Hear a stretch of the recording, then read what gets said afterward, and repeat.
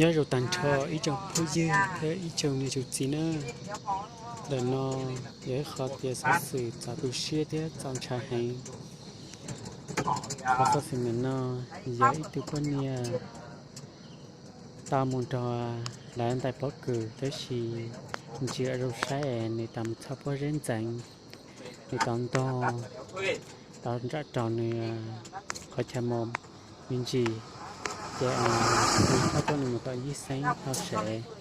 thì nó sẽ thế li tao tránh ta đã cho chúng ta thế li phù chế gì sáng còn tôi một tỏ nữa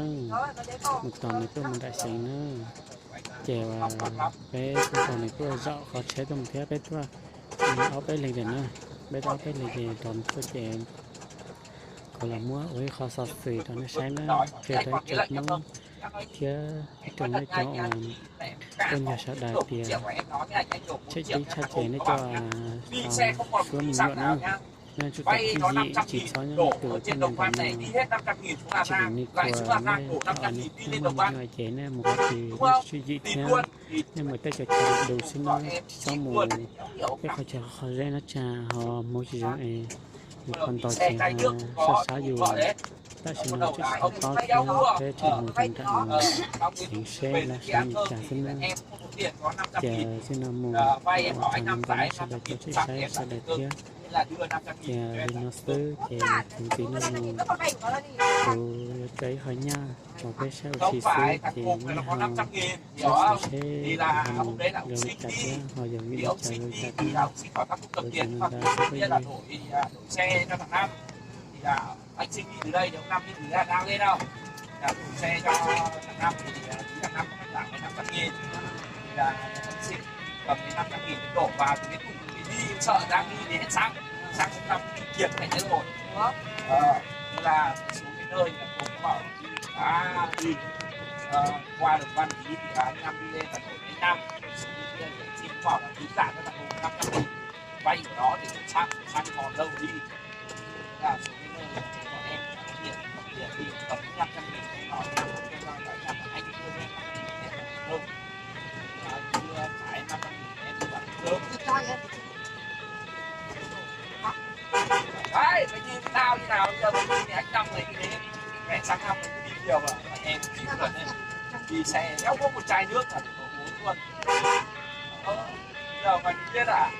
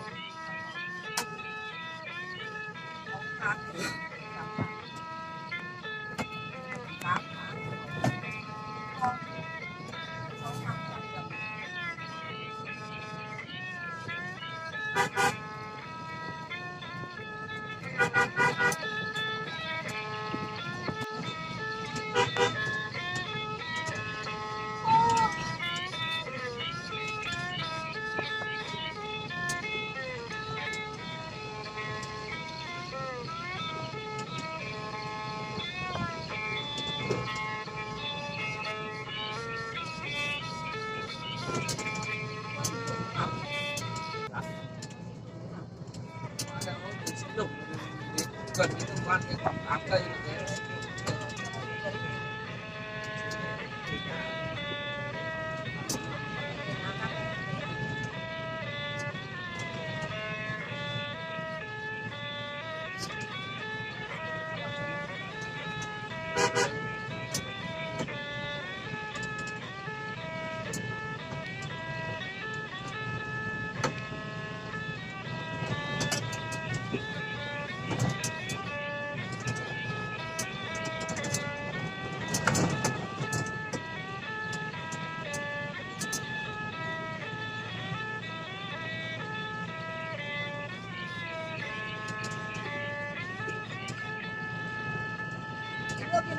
đấy mày.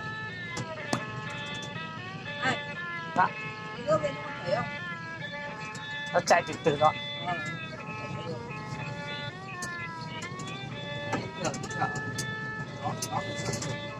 sẽ sử dụng điều gì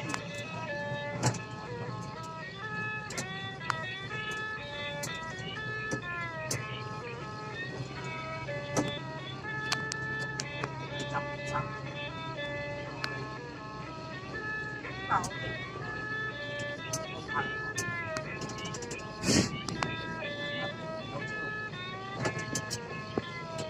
dây em nó không đấu cặp em có sử dụng chắc chắn nó bước lên hôm đưa nhân đấy có một nhân có cần đến chặng này thì chỉ đó là ví dụ cần đến chặng này chỉ vừa chặng đêm hôm đi gọi tiền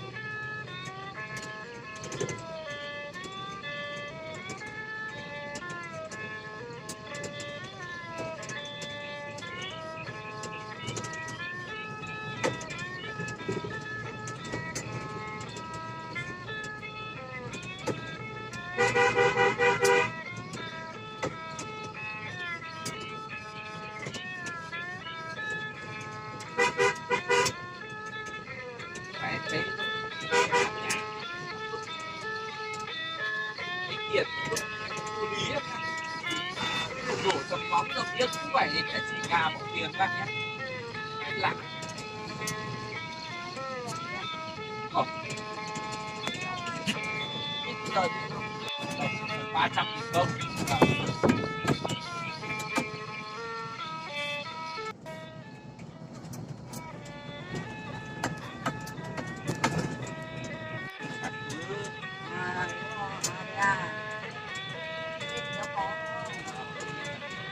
sát hỏi pháp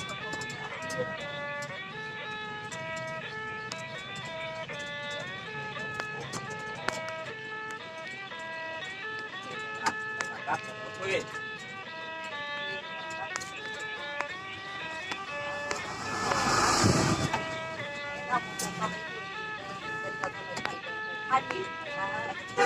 đấy tiền lấy 50.000 phải chịu ấy có đéo đâu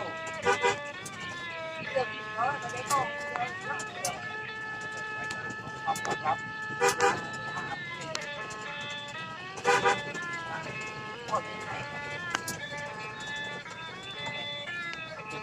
được đói thì anh còn cái lệnh nhập không?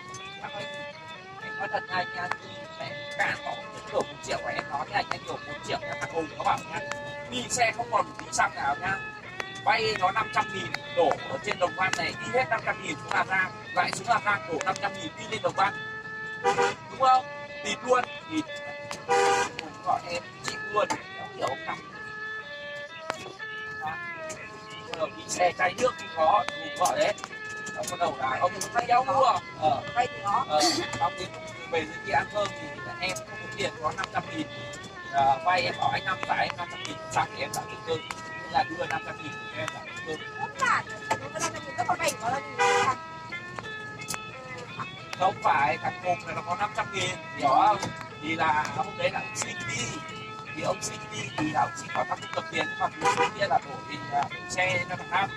thì là anh xin đi từ đây được 5 thì ra đang lên đâu,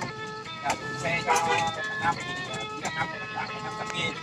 thì là ông xin cầm cái 500.000 thì đổ vào thì đi sợ đang đi để hết xăng không nằm đi kiệt thành thế rồi, đúng không? Thế là xuống cái nơi thằng Hùng bảo đi qua được Văn Chí thì anh Nam đi lên là đến Nam xin bảo là ký trả cho thằng Hùng 500.000 vay của nó để đổ xăng còn đâu đi. Thế là xuống cái nơi của em tiền đi cầm cái 500.000 em nói thì em nói là anh đưa lên em luôn, và đưa phải 500.000 em đi bán cơm. Đấy, mày nhìn tao như nào bây giờ mày nhìn anh Năm này cái đấy mẹ sáng năm mình đi nhiều rồi em chỉ cần đi xe kéo có một chai nước là đổ luôn. Giờ mày biết à?